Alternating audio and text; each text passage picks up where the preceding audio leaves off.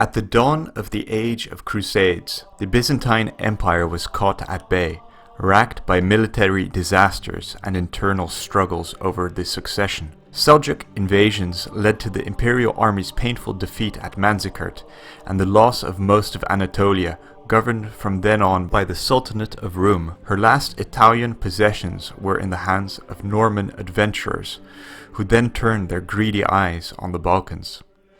Internal discontent brought Alexios Komnenos to power in 1081 as the first emperor in a new dynasty. Although he won decisive victories against the Pechenegs in the north, the Turkish menace forced him to send an appeal for help to the Christians of the west. They responded by declaring a crusade and sending a multitude of men under arms. The courteous welcome he gave the Western lords helped extract a promise from them that they would return to him all the lands and towns conquered by the crusade, in exchange for his logistical and military support. However, the greed of the Frankish knights and the defection of the imperial army during the siege of Antioch put paid to that agreement. The Crusaders became independent rivals to the emperor's authority in the Middle East, and although the following decades were punctuated by occasional aid and alliances, the enmity that grew between these Christians resulted in disaster for the Byzantine Empire. Why should you choose this faction?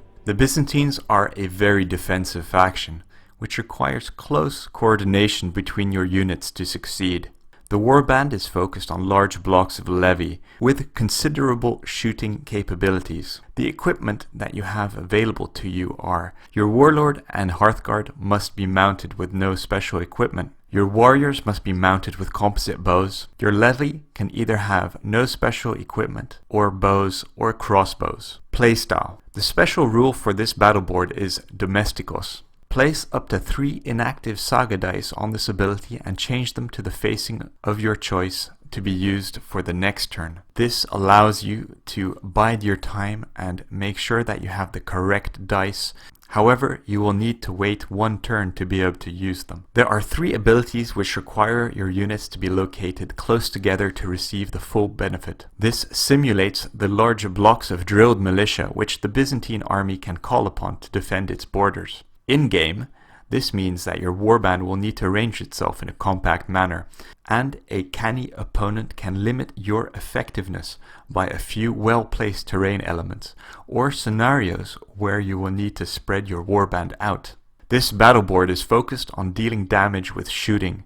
Even your levy without ranged weapons can be activated for a shooting attack. Several abilities also help make your shooting levy more durable, such as our comrades' shields, which provides your ranged levy solid cover if they are close to another unit of yours without any shooting abilities. The battle board provides very few additional melee dice, but instead focuses on removing attack dice from your opponent and increasing your own defense dice. In order to deal some damage in melee, you will need to have a unit that generates enough punch on its own, such as Hearthguard. A unit of 2 points of mounted Hearthguard is recommended, and pairing this with the Athenatoi ability, which increases their armor to 6 and activates them for a charge at the same time, helps to keep them alive. It also gives them the flavor of the famous Cataphract cavalry. Although I have not spoken about legendary units in past faction introductions, I will make an exception for the Byzantines. There are no legendary commanders available. However, you have access to 2 exceptional units, the Varangian Guard and the Athenatoi.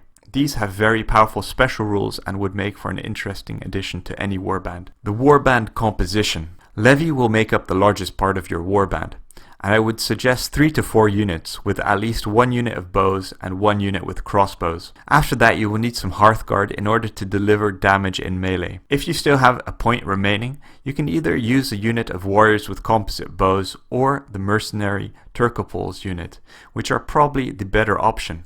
If you go for a fully plastic army, FIREFORGE has Byzantine foot models in various flavors, either armored or unarmored. Gripping Beast has recently released the late Roman Cataphract models, which doesn't quite suit the time. However, with some modification, you can probably make them look in line with the Crusade era. If you are not worried about historical accuracy, Gripping Beast late Romans are also available in plastic. However, as far as I can tell, there are no plastic crossbow options and will require some conversion from your side. In metal, Gripping Beast has a full metal line.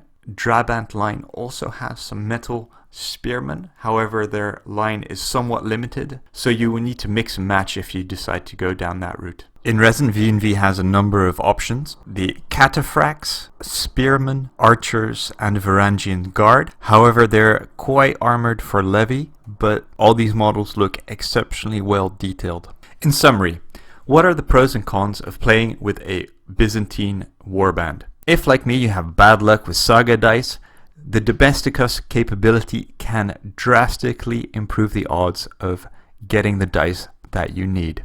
You have a lot of shooting and an exceptionally durable warband with great defensive capabilities. On the downside, if you enjoy a very aggressive melee faction, this probably isn't for you. You also need to keep your warband relatively compact to get the optimal benefits of your battle board. On the modeling side, there isn't a single line which has all the models that you need, so you'll need to mix and match. If you play the Byzantines, please let me know. I'm looking to pick up a warband myself. Thanks for watching, and I will speak to you soon.